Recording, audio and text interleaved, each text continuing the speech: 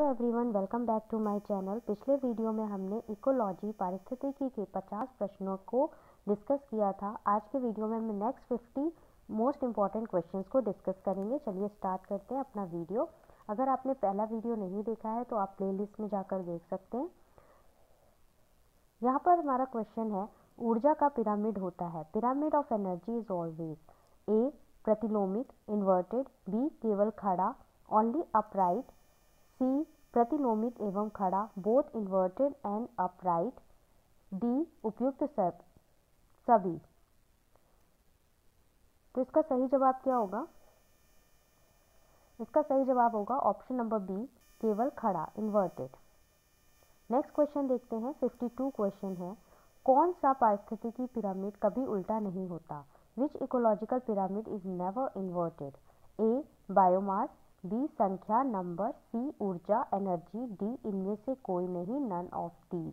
तो इसका सही जवाब है ऑप्शन नंबर सी ऊर्जा एनर्जी। एनर्जी का जो पिरामिड होता है वो कभी भी इन्वर्टेड या उल्टा नहीं होता है। नेक्स्ट क्वेश्चन देखते हैं। 53rd क्वेश्चन है,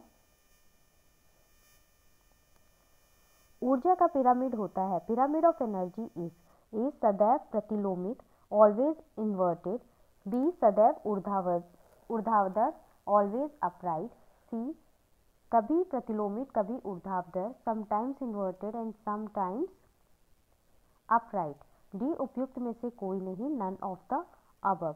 the correct answer is option number B, सदैव ऊर्ध्वाधर always upright.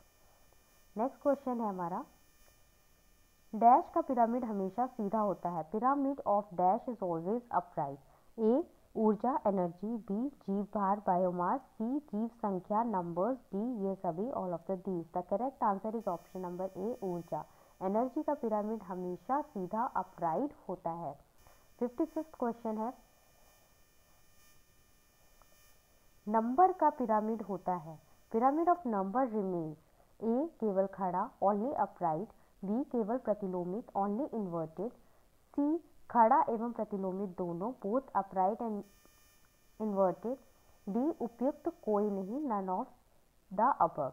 The correct answer is option number C, खड़ा एवं प्रतिलोमित दोनों। नंबर का जो पिरामिड होता है वो अपराइट और इन्वर्टेड दोनों ही तरीके का होता है। नेक्स्ट क्वेश्चन देखते हैं। 56 क्वेश्चन, पारिस्थितिकी पिरामिड जो सदैव सीधा बनता है। The ecological pyramid that is always upright. A ऊर्जा का pyramid, pyramid of energy, B जीव भार का pyramid, pyramid of biomass, C संख्या का pyramid, pyramid of numbers, D उपयुक्त में से कोई नहीं none of the above. The correct answer is option number A, ऊर्जा का pyramid, pyramid of energy. Next question है, तालाब पारिस्थितिकी तंत्र में ऊर्जा का पिरामिड हमेशा होता है। Pyramid of energy in pond ecosystem is always A उल्टा इन्वर्टेड, बी पहले उल्टा फिर सीधा firstly inverted then upright, C केवल सीधा अपराइट ओनली, डी उपयुक्त में कोई नहीं any of the above. The correct answer is option number C, केवल सीधा अपराइट ओनली। नेक्स्ट क्वेश्चन है, कौन सा पारिस्थितिकी पिरामिड नहीं है? Which of the following is not an ecological pyramid? A संख्या का pyramid, pyramid of number, B खनिज पदार्थ का pyramid, pyramid of minerals, C ऊर्जा का pyramid, pyramid of energy, D all of the above. The correct answer is option number B, खनिज पदार्थ का पिरामिड, पिरामिड ऑफ मिनरल्स। ये जितने भी आपको ऑप्शन दे रखे हैं इसमें से ये खनिज पदार्थ का पिरामिड यानी पिरामिड ऑफ मिनरल्स जो है वो आपका इकोलॉजिकल पिरामिड में नहीं आता है। ठीक है, अगला प्रश्न देखते हैं। 59th क्वेश्चन है, खाद्य श्रृंखला द्वारा ऊर्जा का प्रवाह सदैव होता है। Energy flows from through food chain is always A चक्रीय साइक्लिक, बी अचक्रीय नॉन साइक्लिक, सी अर्धचक्रीय सेमी साइक्लिक, डी इनमें से कोई नहीं none of these. The correct answer is option number B, अचक्रीय नॉन साइक्लिक। जो पारिस्थितिकी तंत्र यानी कि इकोसिस्टम होता है इसमें जो फ्लो ऑफ एनर्जी होती है, एनर्जी का फ्लो हमेशा जो होता है वो यूनी डायरेक्शनल होता है। ठीक है, हमेशा एक ही डायरेक्शन में मूव करेगी और ऊर्जा एनर्जी हमेशा निम्न पोषक स्तर से यानी कि प्राइमरी से अपर लेवल की तरफ ही जाएगी, ठीक है, primary level to upper level ही जाएगी, नेक्स्ट लेवल पे ही जाएगी। अगला क्वेश्चन देखते हैं 60 क्वेश्चन। उपभोक्ता हमेशा होते हैं, कंज्यूमर्स आर ए शाकाहारी ओनली हर्बीवोरस, बी केवल मांसाहारी ओनली कार्बीवोरस, सी मांसाहारी एवं शाकाहारी दोनों both herbivorous and carnivorous, D हरे पौधे green plants. The correct answer is option number C मांसाहारी एवं शाकाहारी दोनों, both herbivorous and carnivorous. Next question है हमारा, प्राथमिक उपभोक्ता है, प्राइमरी कंज्यूमर आर ए हरे पेड़ पौधे ग्रीन प्लांट्स, बी शाकाहारी हर्बीवोरस, सी मांसाहारी कार्निवोरस, डी उपयुक्त सभी all of these. The correct answer is option number B शाकाहारी हर्बीवोरस। इसमें क्या है, इकोलॉजिकल फूड चेन, जो हमारा इकोलॉजिकल फूड चेन है उसको 3 ग्रुप्स में डिवाइड किया गया है। जो हमारा पहला ग्रुप होता है वो होता है प्राइमरी कंज्यूमर्स होते हैं, सेकंड में हमारे सेकेंडरी कंज्यूमर्स आते हैं, और थर्ड ग्रुप में जो होते हैं वो टर्शरी कंज्यूमर्स आते हैं। तो इसीलिए जो प्राथमिक उपभोक्ता होता है इसमें नॉर्मली जो होते हैं वो शाकाहारी जीव आते हैं जो कि पेड़ पौधों के ऊपर निर्भर रहते हैं। इसीलिए हमारे इस सवाल का जवाब होता है ऑप्शन नंबर बी शाकाहारी। अगला प्रश्न देखते हैं, नेपेंथीज खासियाना है, नेपेंथीज खासियाना इज ए प्राथमिक उत्पादक तथा प्राथमिक उपभोक्ता, primary producer and primary consumer, B द्वितीयक उत्पादक द्वितीयक उपभोक्ता, secondary producer and secondary consumer, C प्राथमिक मांसाहारी तथा प्राथमिक उत्पादक, primary carnivore and primary producer, D द्वितीयक मांसाहारी तथा द्वितीयक उत्पादक, secondary carnivore and secondary producer. The correct answer is option number C प्राथमिक मांसाहारी तथा प्राथमिक उत्पादक, primary carnivore and primary producer. Next question है 63rd क्वेश्चन है, एक खाद्य श्रृंखला में ऊर्जा स्तरों का निर्माण होता है। Trophic levels in a food chain are formed by A उत्पादकों द्वारा प्रोड्यूसर्स, बी उत्पाद उपभोक्ताओं द्वारा कंज्यूमर्स, सी अपघटकों द्वारा डिकम्पोजर्स, डी उपयुक्त सभी के द्वारा all of the above. The correct answer is option number D उपयुक्त सभी के द्वारा all of the above. Ecosystem में क्या होता है कि हर एक ऑर्गेनिज्म, यानी कि हर एक ऑर्गेनिज्म जो होता है वो अपने फूड के लिए, खाने के लिए एक दूसरे पर निर्भर करता है। जैसे कि जो वनस्पतियां हैं, यानी कि जो पेड़ पौधे हैं, वो अपना खाना खुद से बना लेते हैं, इसीलिए उनको क्या बोलते हैं, प्रोड्यूसर्स बोलते हैं, उत्पादक होते हैं, स्वपोषी होते हैं। और कुछ जो जंतु ऐसे होते हैं जो कि दूसरे जीवों पर निर्भर करते हैं, तो उनको क्या कहते हैं, उनको हम कंज्यूमर्स बोल देते हैं। इसके अलावा एक जो होते हैं वो होते हैं डिकम्पोजर्स। डिकम्पोजर्स क्या होते हैं, ये पेड़ों पर और दूसरे ऑर्गेनिजम्स पे दोनों पे ही डिपेंड करते हैं, और ये डेड ऑर्गेनिजम्स और डेड प्लांट और एनिमल्स के ऊपर भी फीडिंग करते हैं। तो इसीलिए इसका आंसर क्या हो जाता है कि उपयुक्त सभी के द्वारा, जो फूड श्रृंखला है उसमें सभी के द्वारा ही ऊर्जा स्तरों का निर्माण किया जाता है। अगला प्रश्न देखते हैं, पौधों को खाने वाले शाकाहारी तथा इसे खाने वाले मांसाहारी निम्न श्रृंखला बनाते हैं। A plant being eaten by a herbivore which in turn is eaten by a carnivore make A. भोजन श्रृंखला फूड चेन, बी सर्वाहारी ओमनिवोरस, सी भोजन जाल फूड वेब, डी परस्पर निर्भरता interdependence. The correct answer is option number A food श्रृंखला food chain. Next question है, अम्लीय वर्षा के मुख्य घटक हैं। These are the main component of acid rain. A. Sulfuric acid or nitric acid. B. Sulfuric acid and hydrochloric acid. C. Nitric acid or hydrochloric acid. D. Nitric acid and acetic acid. The correct answer is option number A. Sulfuric acid or nitric acid. Next question है 66th question. अम्ल वर्षा वास्तव में मिश्रण है। Acid rain is mainly a mixture of A sulphuric acid and nitric acid, B hexane व methane का, hexane and methane, C acetic acid and bromine, D ascorbic acid and citric acid का। The correct answer is option number A sulphuric acid व nitric acid का। अगला प्रश्न देखते हैं, 67 question है, अम्ल वर्षा होती है, acid rain is due to A sulphur dioxide प्रदूषण के कारण, sulphur dioxide pollution, B carbon monoxide प्रदूषण के कारण, carbon monoxide pollution, C pesticide प्रदूषण के कारण, पेस्टिसाइड पोल्यूशन, डी धूल कणों के द्वारा, dust particle. The correct answer is option number A sulphur dioxide प्रदूषण के कारण, सल्फर डाइऑक्साइड पोल्यूशन। अगला प्रश्न है हमारा, अम्लीय वर्षा निम्न के कारण होती है, acid rain is caused by A sulphur dioxide, B ozone, C methane, D chlorofluorocarbon. The correct answer is option number A sulphur dioxide. Next question है, अम्लीय वर्षा किस कारण से होती है, acid rain is caused by A SO2 sulphur dioxide, B nitrous dioxide, C sulphur dioxide और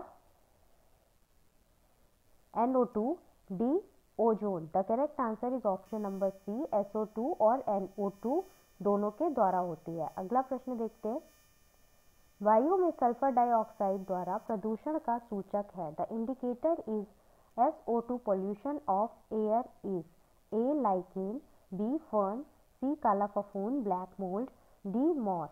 the correct answer is option number A lichen. Lichens are इस प्रश्न को जो है ना वो एक अलग तरीके से भी पूछा जाता है कि इसमें होता है ये जो प्रश्न है इसको प्रदूषण सूचक के बारे में भी पूछा जाता है कि इंडिकेटर कौन सा है। यहाँ पर आपको पोल्यूशन ऑफ एयर दे रखा है, लेकिन आपसे पोल्यूशन इंडिकेटर से भी एक क्वेश्चन पूछा जा सकता है, तो उसका जवाब भी लाइकेन ही होता है। ठीक है।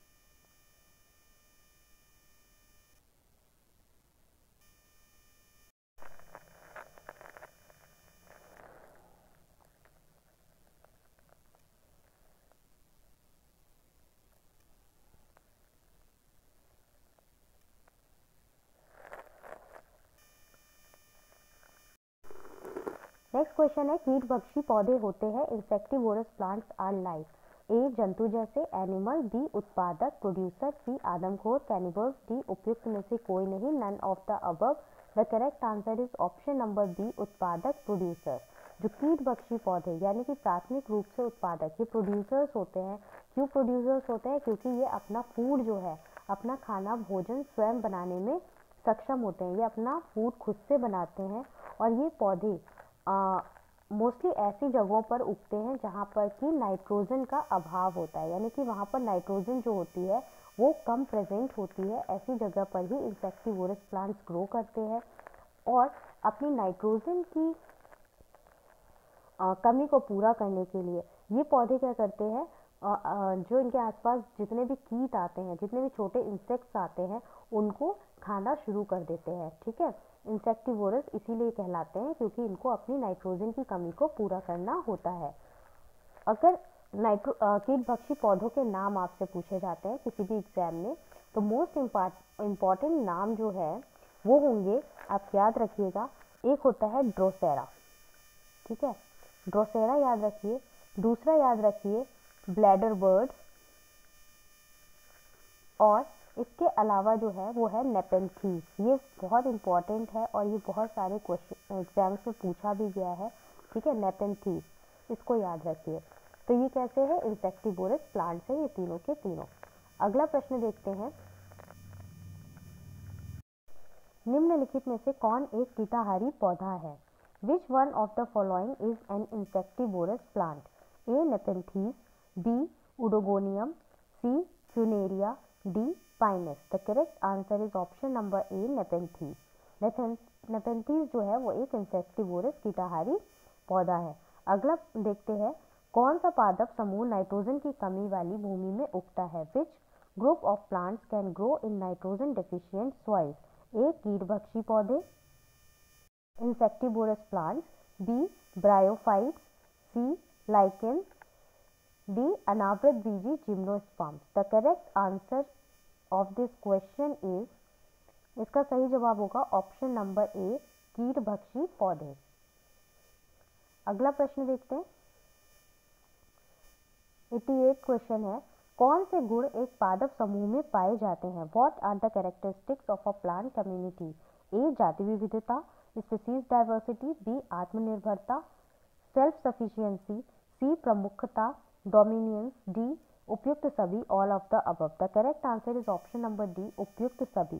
किसी भी पादप समूह या प्लांट कम्युनिटी की अगर हम बात करें तो उनमें जो स्पीसीज डाइवर्सिटी होती है या सेल्फ सफिशिएंसी, डोमिनियंस, ये तीनों ही गुण इनके अंदर पाए जाते हैं।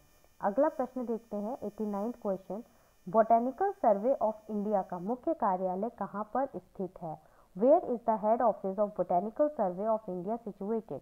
ए Dehradun, B Mumbai, C Kolkata, D New Delhi. The correct answer is option number C Kolkata. Botanical survey of India जो है वो कोलकाता में स्थित है।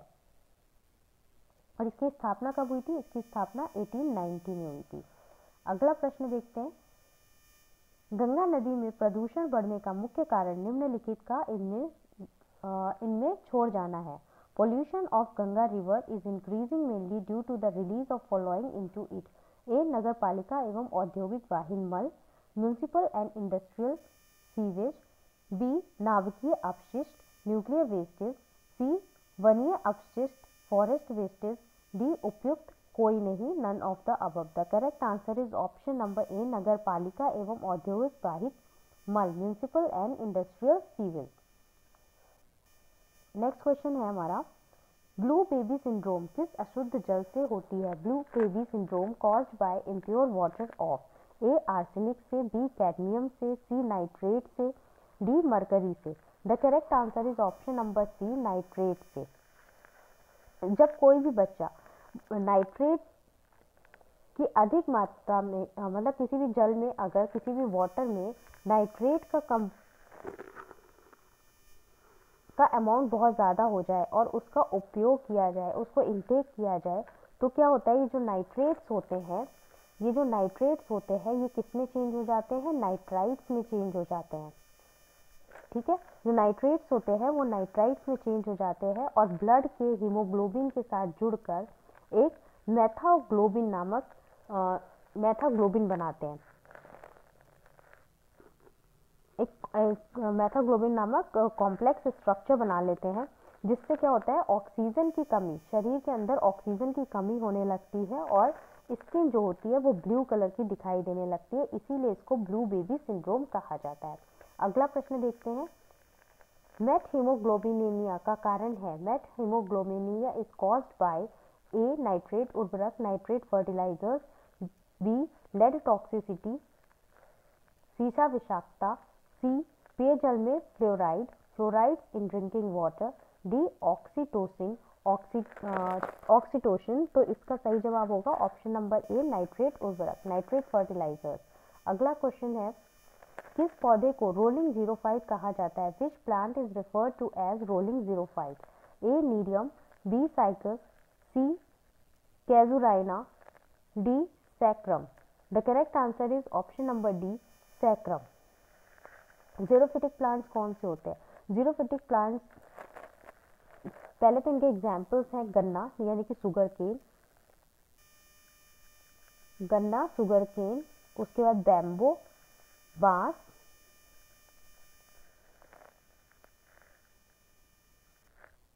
इनकी जो शारीरिक एनाटॉमी संरचना होती है, इनकी जो लीव्स की संरचना होती है वो इस तरीके की होती है कि जो बाहर की एपिडर्मिस होती है लीव्स की, उसमें बुलीफॉर्म सेल्स या मोटर सेल्स पाई जाती हैं। कौन सी सेल्स पाई जाती हैं? बुलीफॉर्म सेल्स, या फिर उनको हम मोटर सेल्स बोलते हैं। ये इनकी लीव्स में पाई जाती है। और इनका काम क्या होता है? जब सूखे की स्थिति आती है, यानी कि जब वाटर की कमी हो जाती है, तो ये जो पत्तियां होती हैं सिकुड़ जाती हैं और पत्तियों के मुड़ने से ये किस चीज़ में सहायता करती हैं? वाटर एवोपोरेशन को कम करने में हेल्प करती हैं। इससे क्या होता है? वाटर एवोपोरेशन जो होता है वो कम हो जाता है। ठीक है, अगला प्रश्न देखते हैं। 94th क्वेश्चन है हमारा, संकरे वात रंध्र निम्न में किन पौधों में पाए जाते हैं? Sunken stomata are found in A जलोभित हाइड्रोफाइट्स, बी मरोभित जीरोफाइट्स, सी लवण मृदोभित हेलोफाइट्स, डी उपयुक्त कोई भी नहीं। The correct answer is option number B मरोभित जीरोफाइट्स। नेक्स्ट क्वेश्चन देखते हैं। धसे हुए रंध्र पाए जाते हैं। Sunken stomata are found in A जलोभित में हाइड्रोफाइट्स, बी समुद्भित मीजोफाइट्स, सी मरुद्भित xerophytes, D none of these. The correct answer is option number C मरुद्भित जीरोफाइट्स। नेक्स्ट क्वेश्चन है, बिगोनिया एक है। बिगोनिया इज ए मरुद्भित पौधा है, जीरोफिटिक प्लांट है, बी जलोभित पौधा है हाइड्रोफाइट, सी लवण मृदोभित पौधा है हेलोफाइट, डी वालुकोभित पौधा है। तो इसका सही जवाब क्या होगा? इसका सही जवाब होगा ऑप्शन नंबर ए जीरोफिटिक मरुद्भित पौधा है। बिगोनिया जो होता है वो मूलतः कहाँ होता है? उष्णकटिबंधीय या उपोष्ण कटिबंधीय जलवायु में पाए जाते हैं। ये पौधे क्या करते हैं? जो वाटर होता है उसको अपने टिश्यूज में स्टोर कर लेते हैं। कहाँ स्टोर कर लेते हैं? टिश्यू में स्टोर कर लेते हैं। और जब भी कोई ऐसी कंडीशन आती है जब वाटर की कमी हो जाए, तब ये उस पानी का यूज़ करते हैं। तो यहाँ पर बिगोनिया के अलावा अगर हम दूसरे प्लांट्स का नाम देखें तो कौन सा होगा? ऑप्टूनिया। ऑप्टूनिया यानी नागफनी, नागफनी को बोलते हैं। दूसरा होता है एलॉय, एलॉयवीरा। अगला होगा कैलपट्रॉपिस, कैलपट्रॉपिस। ठीक है, इसको हिंदी में बोलते हैं मदार। तो ये जो होते हैं ये सारे के सारे किस में आते हैं? जीरोफिटिक प्लांट्स में आते हैं। अगला प्रश्न देखते हैं। मरुस्थलीय पौधों में जड़ तंत्र अत्यधिक विकसित होता है। Desert plants have longer root system because A मिट्टी में बढ़ा हुआ तापमान जड़ की वृद्धि को प्रोत्साहित करता है, high temperature of soil encourages root growth, B रात्रि के समय कम तापक्रम जड़ की वृद्धि को प्रोत्साहित करता है, low temperature of night encourages roots growth, C मरुस्थलीय पौधों में अत्यधिक जड़ तंत्र विकास की प्रक्रिया अनुकूलन के कारण होती है ताकि वह वहां जीवित रह सके। Those plants adopted to produce long root system to survive better in desert. D जड़ों में वृद्धि जल की खोज करने के लिए होती है, roots growth in search of water. The correct answer is option number D, जड़ों में वृद्धि जल की खोज करने के लिए होती है, roots growth in search of water. Next question देखते हैं। निम्न में से कौन मरुद्भिद है? Which one is xerophytic? A Marsilea, B Azolla, C Salvinia, D Equisetum. The correct answer is option number D Equisetum. तो ये थे हमारे इकोलॉजी के अगले 50 मोस्ट इम्पॉर्टेंट क्वेश्चंस। अगर आपने पहला वीडियो नहीं देखा है तो प्लेलिस्ट में जाकर आप पहला वीडियो देखिए और ये वीडियो भी देखिए। आपके TGT, PGT, LT grade biology के एग्जाम के लिए मोस्ट इम्पॉर्टेंट क्वेश्चंस हैं। अगर आपको मेरा ये वीडियो पसंद आया हो तो प्लीज़ मेरे चैनल को लाइक करें, शेयर करें और सब्सक्राइब करें।